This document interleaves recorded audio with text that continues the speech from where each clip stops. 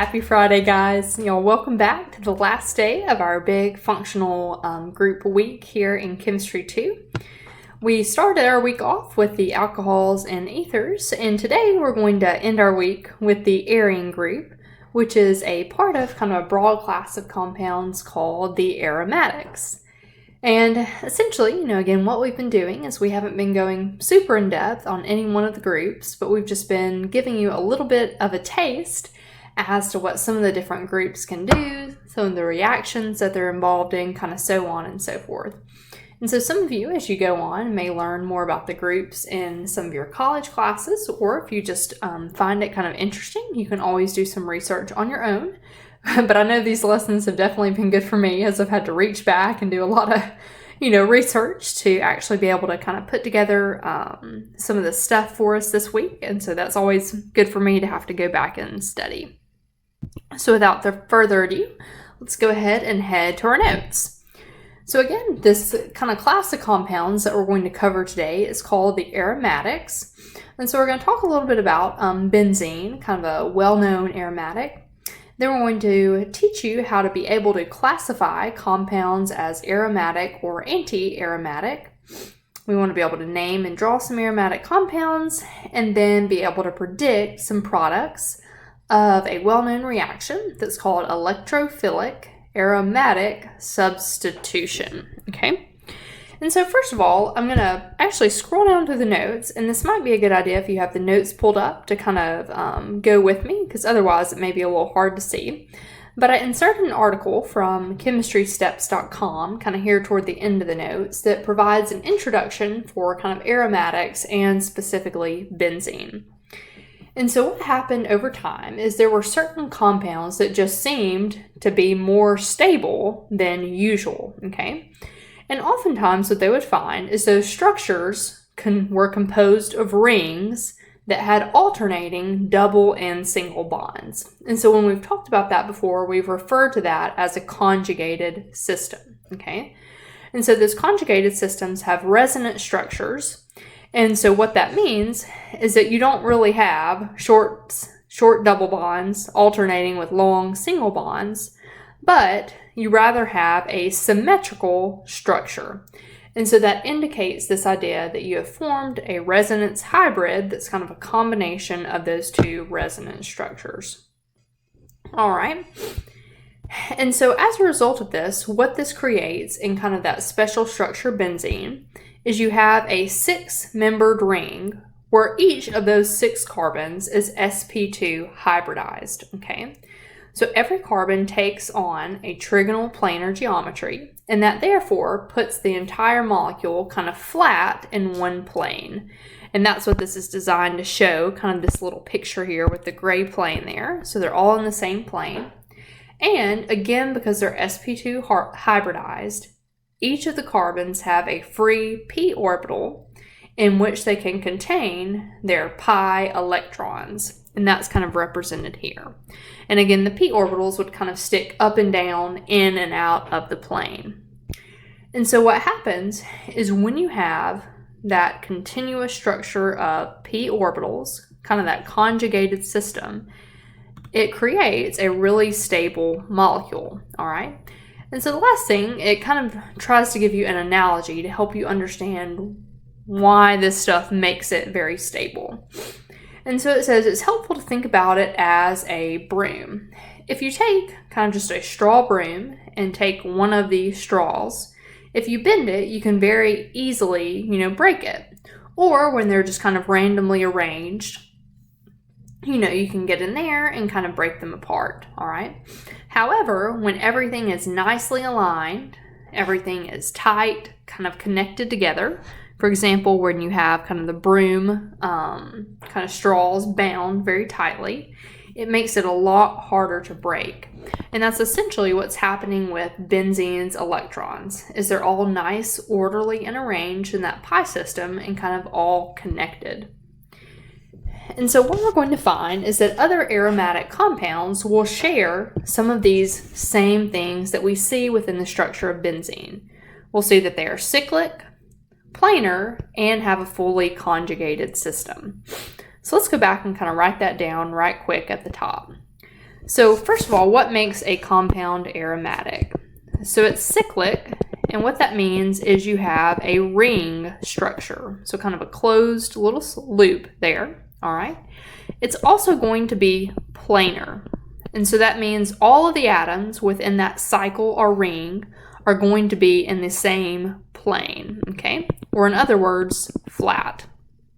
And then thirdly, what we see is that we're going to have a continuous loop of p orbitals, okay? So a continuous loop of p orbitals, and where that comes from is having a conjugated pi system, where you have alternating double and single bonds. I'm going to draw it as the symbol. So the conjugated pi system, again, alternating double and single bonds.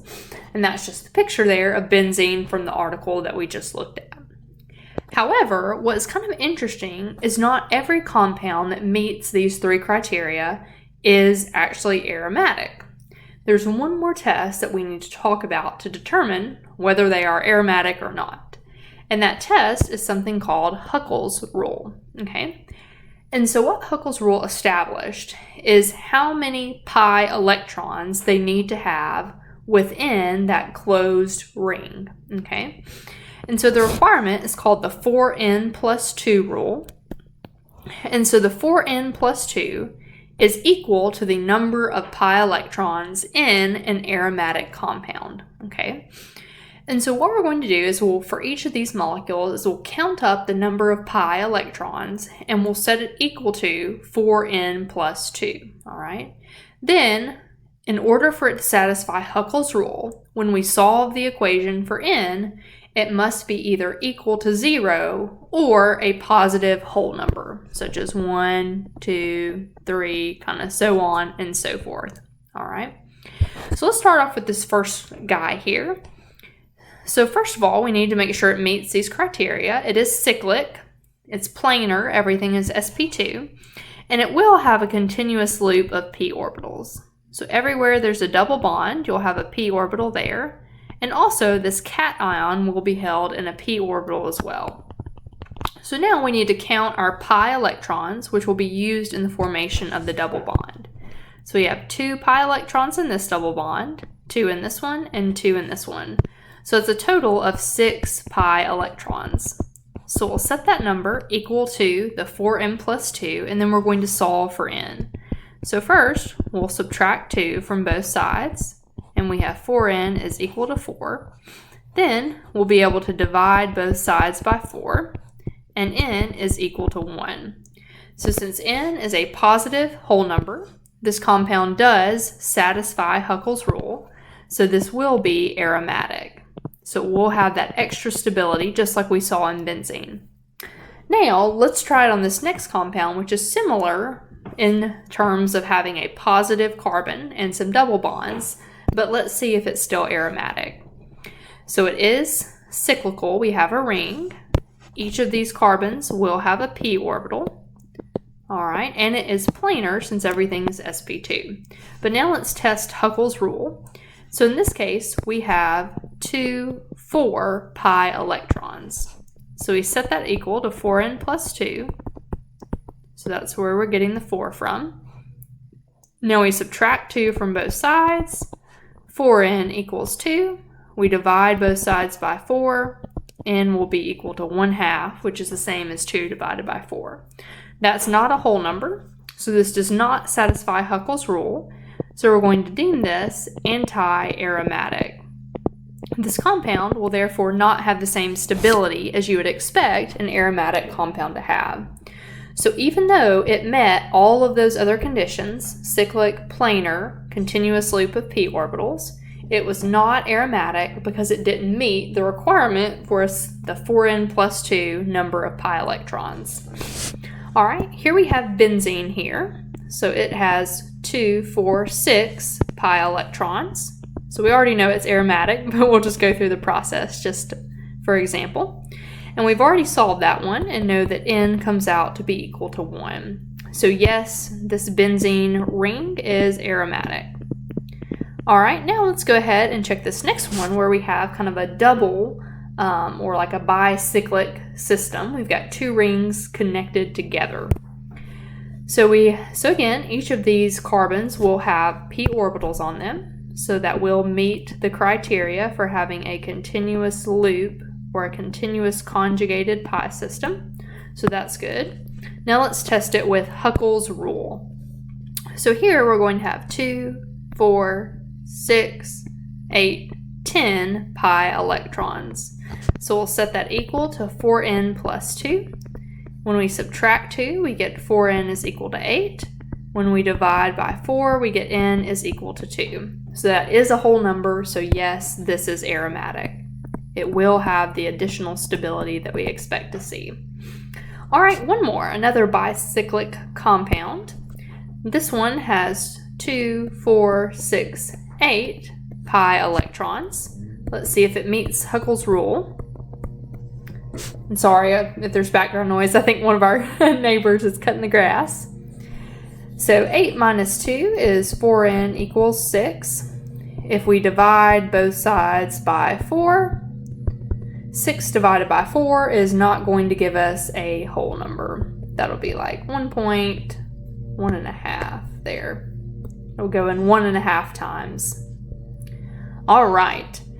So again, the key is for it to satisfy Huckel's rule that n has to be equal to either 0 or another whole number. Let me write in anti-aromatic right quick. Anti-aromatic. Okay, so it looks like an aromatic compound but doesn't meet Huckel's rule. Okay, so right quick before we move on, I wanted to show you a few examples where lone pairs come into play. And what happens in this case is instead of having a ring that consists of all carbons, you have an atom, such as nitrogen, inserted into the ring that also has lone pairs. Okay, now, sometimes, if possible, those lone pairs will adopt an sp2 hybridization. What that does is places them in a p orbital where they can then be a part of the pi electrons within the ring. Okay. Now what makes that favorable is oftentimes that will make an aromatic compound. And so let's test this pyrrole molecule with kind of Huckel's rule. So 4n plus 2. So it already has 4 pi electrons here. And again, it's 1 pi electron from carbon. 1 pi electron for each carbon, so you can kind of see that in the diagram. Then this nitrogen, it has adopted kind of sp2 hybridization to let its 2 electrons participate in that p orbital in the ring. So as a total, we have 2, 4, 6 pi electrons.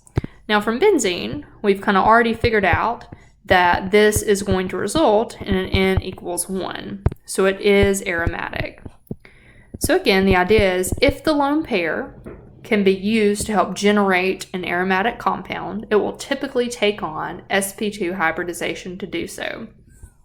Now, on the other hand, let's look at this particular compound, which is similar but a little different. So this is pyridine.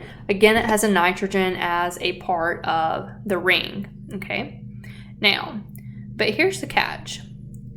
This nitrogen here, because it has 1, 2, 3 electron regions, is already starting out as being sp2 hybridized. Okay. However, if you'll notice, it is connected to a double bond on the left side at the moment. And so what that means is that leftover orbital is already being used to participate in this bond. And so it kind of shows you the electron there in the diagram on the side.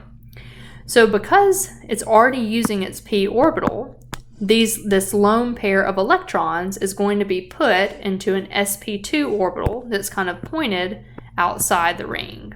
So if you remember, your sp2 orbitals kind of look like that. All right. The other two will be used in the single bonds here. So because those electrons are not a part of the ring, we're not going to count them in terms of our aromatic electrons. So this would only have 2, 4, 6 pi electrons, which again will result in an aromatic compound. All right, So just kind of a little interesting structural note there to kind of expose you to. All right, so now we're on to our next to last learning target, which is just being able to name some of our different aromatic molecules. And for most of our molecules, benzene is kind of the parent, if you will. So it's kind of like the basic aromatic structure onto which we can add other things. And so I'm going to zoom in here kind of to the notes on the side. So if the benzene just has one substituent, one group attached, you'll name the group kind of as the prefix and then use benzene as the ending. So for example, the NO2 group is a nitro group, so that's called nitrobenzene, bromobenzene, chlorobenzene. Then we have an ethyl group with 2 carbons, so that is called ethylbenzene. All right. But however, we've also noticed in some of our other naming practice problems that the benzene ring can sometimes be called a phenyl group. Now in that case, what's going on is the benzene ring is attached to a chain with more carbons than the ring, all right? And so in that case, the benzene is not treated as the parent, but rather as a substituent. So for example, in this case, the benzene is attached to a chain that's 8 carbons long, so that's where the octane comes into play. And this benzene group is on carbon 1, so it's called 1-phenyl octane. So just like we would use methyl or ethyl, we can use phenyl as another abbreviation for this benzene group. Okay? And like it points out, sometimes in molecules, if they're trying to use shorthand, they may abbreviate it pH instead of spelling out phenyl like in the actual structure. So you may see something like this, you know, with like a pH abbreviated at the end. Okay. So now here's kind of what I found interesting, and I guess what was good for me to go back and remember, is that a lot of times you have very common molecules that are composed of benzene plus kind of one other group. And so what they've done is they've kind of created special names for these compounds that consist of benzene plus, you know, something else, okay? And so then what this allows them to do is kind of use these base names to go on and name further more complicated molecules. So for example, kind of a benzene ring with just one methyl group attached is called toluene. A benzene ring with an alcohol group is called a phenyl. Aniline is benzene attached to an amine, all right? Benzoic acid is where there's a carboxylic acid attached. Benzaldehyde is where you have an aldehyde attached. You know, and the list could kind of go on. Anisole is where you have an ether attached, so on and so forth. And then styrene is where you have a kind of an additional conjugated little piece there with a single bond and a double bond.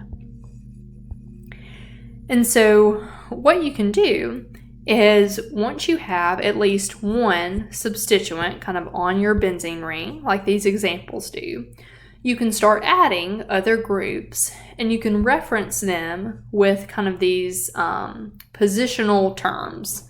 And I'll show you what I mean here in a second. So once you establish that you've got one group on the benzene already, when you place the other group, it can be in different positions with respect to that first group. It can either be at an ortho position, a meta position, or a para position. So let's assume that we're starting with a toluene molecule with just one methyl group. So that's our toluene. Now, if we wanted to add another methyl group, it can either go beside the original methyl group, okay?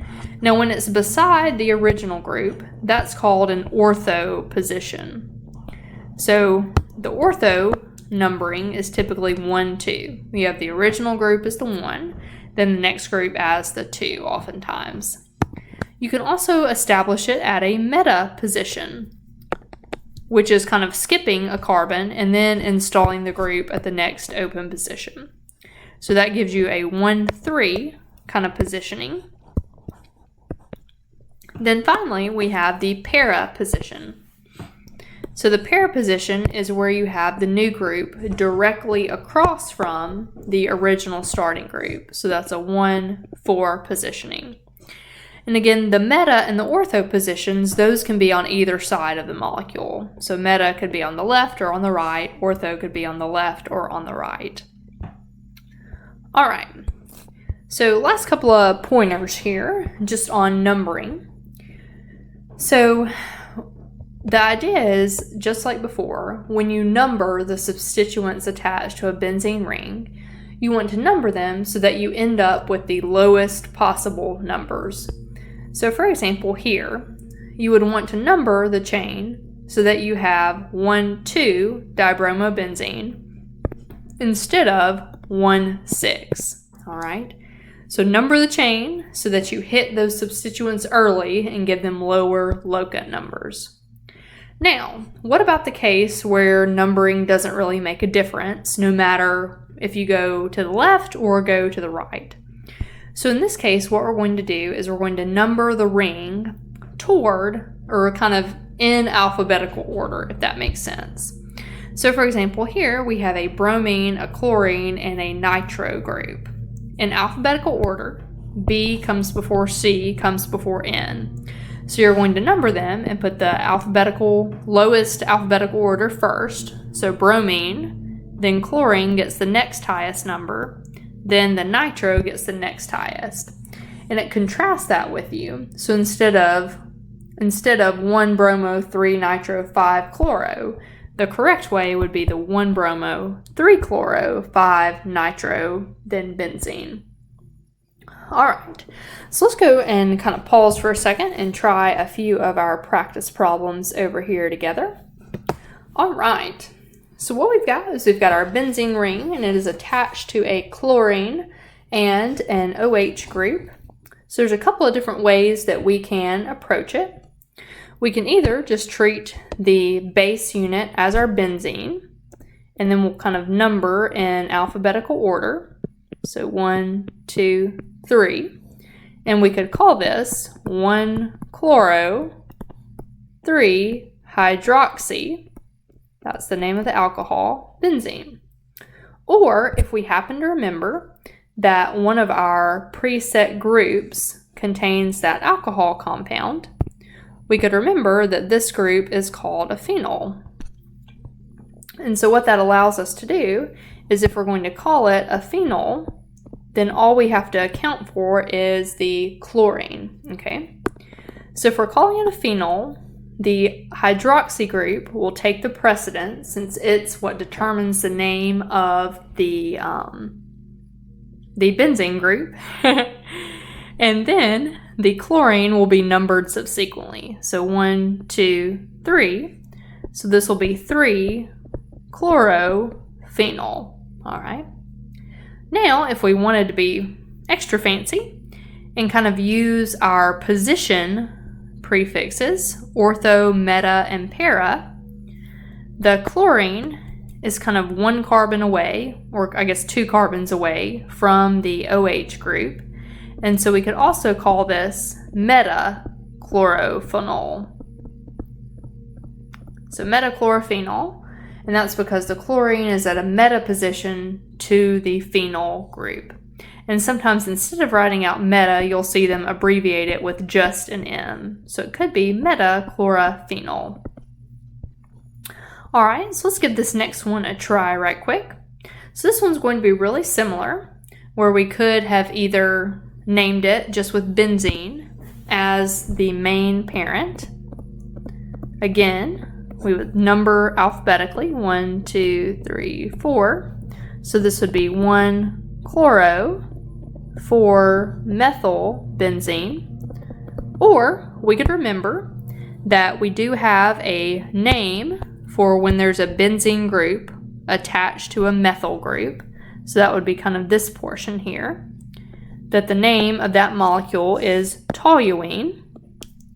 And so what we could do in that case is let toluene be our parent name.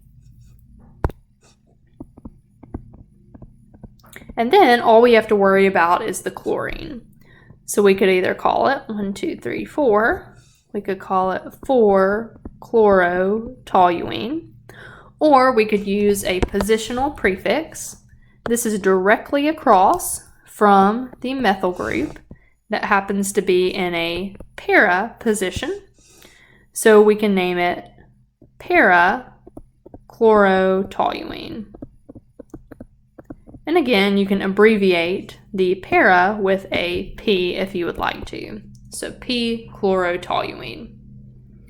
All right, so what I'm going to let you do now is kind of pause the video for a second and go ahead and try these next 4 practice problems. Then on your notes, if you will, when you finish, kind of scroll down to the end past the benzene article, and you'll have the answer key kind of for those other 4 problems. So you'll be able to check yourself, and then you can restart the video and kind of head on into the reaction portion.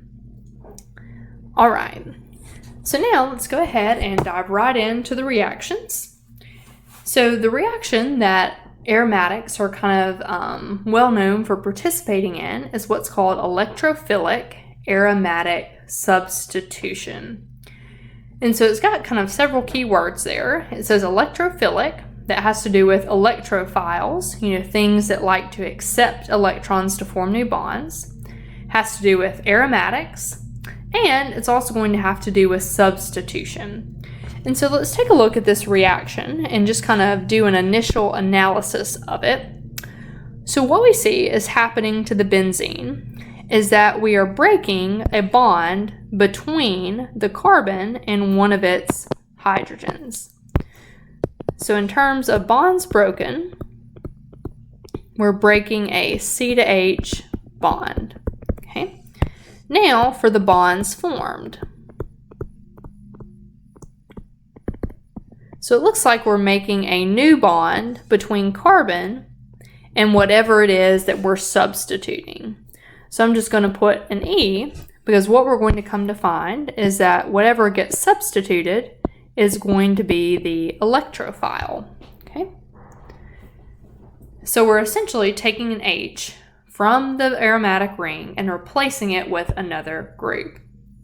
Now, here's kind of the mechanism by which that occurs. Here we go. So it's kind of a multi-step mechanism, so we'll walk through it together. So the benzene ring, if we were to go back and kind of do our electron density mapping, the benzene ring is kind of known to be a good nucleophile.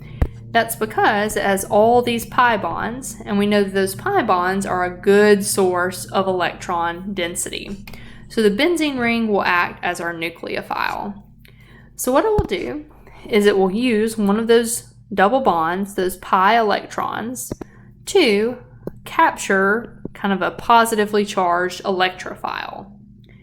Now at that point, what will happen is the electrophile will be single bonded to whichever carbon kind of used the electrons to capture it in the first place. So what that generates is a carbon that now has a bond to the electrophile, its original bond to hydrogen, and its original single bonds to the other 2 carbons. Now whatever other carbon was originally part of the double bond is going to turn into a cation, okay? Now what's special about aromatic compounds is they can use resonance from the other double bonds to stabilize that cation. So technically, if we drew resonance structures for this state within the reaction process, we could draw 3 different resonance structures where that positive charge can be shifted onto the other 2 carbons. And that helps to make this kind of this ion much more stable. And this has a name that's called the sigma complex. Sigma complex. So it's a resonance stabilized ion. Then what happens is at this point we're ready to kind of finish off the reaction and get rid of that positive charge. So what will happen is that hydrogen will be attacked by a nucleophile, often a base, and it will redonate its electrons to reform the double bond. At that point, the electrophile is still attached, but we have regenerated the aromatic ring. Okay? So we've transferred the proton away, and that restores the aromaticity. So we're back to an aromatic compound. All right. So now right quick, we're going to practice that on an example. And it says, draw the mechanism for the following electrophilic aromatic substitution reaction. Now right quick, I wanted to show you this part about kind of what was going on with the bromine. Because at first glance, when we see the Br2, which is just two bromines together, that doesn't really look like much of an electrophile. In fact, it looks rather nonpolar because both of those bromines will have the same electronegativities, so we're not going to end up with one positive side and one negative side. So what happens is we actually have to use an activator to get it ready to be a good electrophile. And so in this case, with our halogens, bromine, chlorine, we're going to use what's called a Lewis acid. And that will make the halogens more strongly electrophilic. So what happens is your bromine kind of binds to your Lewis acid at that metal center, in this case the iron. And what that does is makes that iron center more negatively charged and the bromine more positively charged. And so that then creates kind of this good electrophilic region on the end. And that's how it's able to participate in the actual electrophilic aromatic substitution reaction. So let's see if we can recreate this right quick. So again, we've got our bromine, and first step is for it to be activated by the Lewis acid. So we'll kind of recreate, again, what we had going on at the top there. So the bromine will use its electrons to interact here with our Lewis acid. Then that will form our nice electrophilic compound, where we've got this positive end region with our bromines, and it's attached to this more negative region with our Lewis acid. So this kind of entire compound is what serves as the electrophile, and the electrophilic region is really kind of this bromine part here at the end. So now that we've got our electrophile generated, we can use it to interact with this substrate. Now we'll have to be careful what we're working with, because in our product it shows that the bromine has been added on the third carbon from that original ketone group. Alright, so let's go ahead and draw in our starting reactants here. Alright, and we've already gotten our electrophile ready. So I'm just going to kind of draw that guy in briefly. Okay. So again, the aromatic ring is going to serve as the nucleophile to reach out and attack the electron. We're going to want to use this double bond because the bromine will be attached to one of those carbons. So let's go ahead and grab that bromine and make our bond. So we've got the bromine attached here.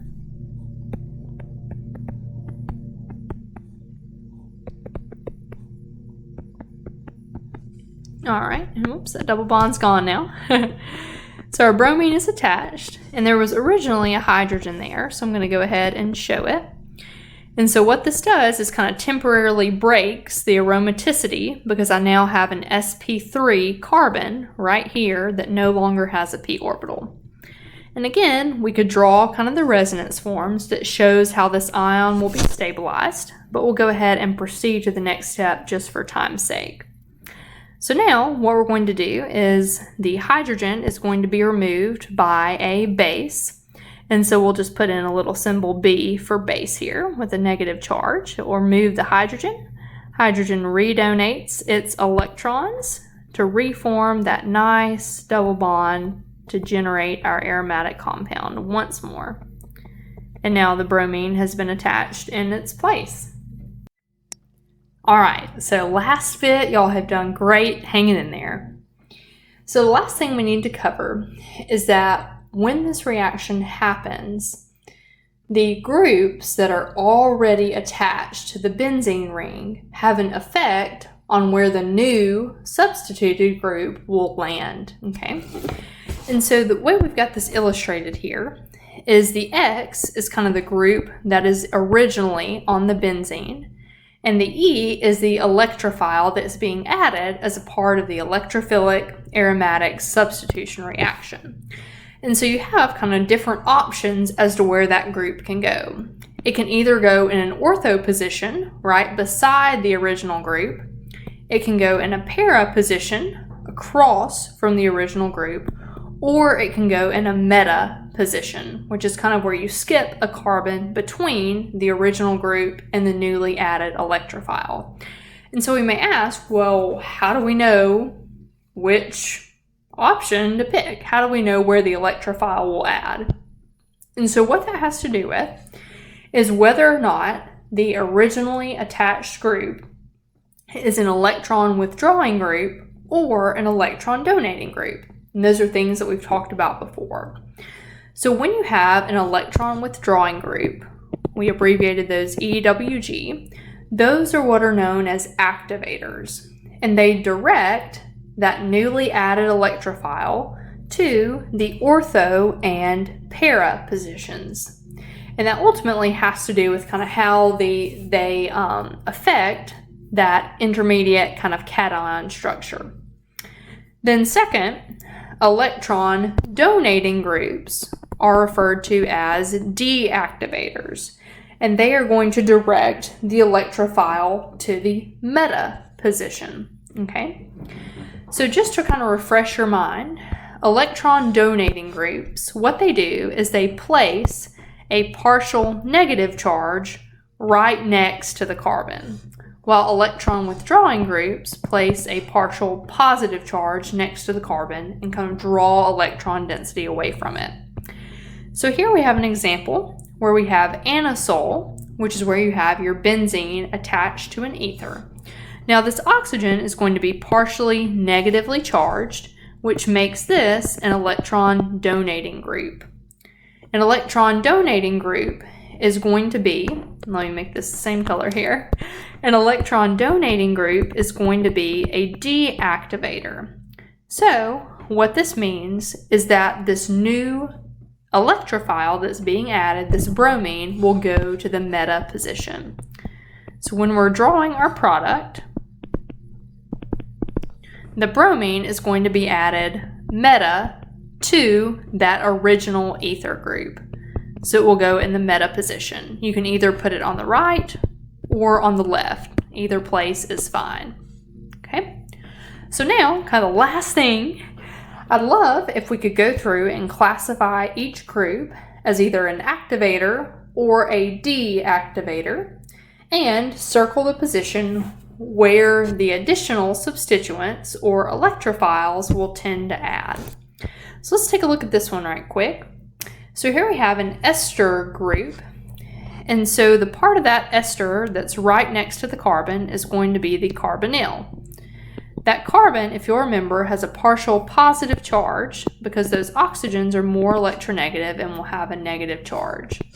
Since we've placed a partial positive next to that carbon, this is an electron withdrawing group, which in this case is going to be an activator.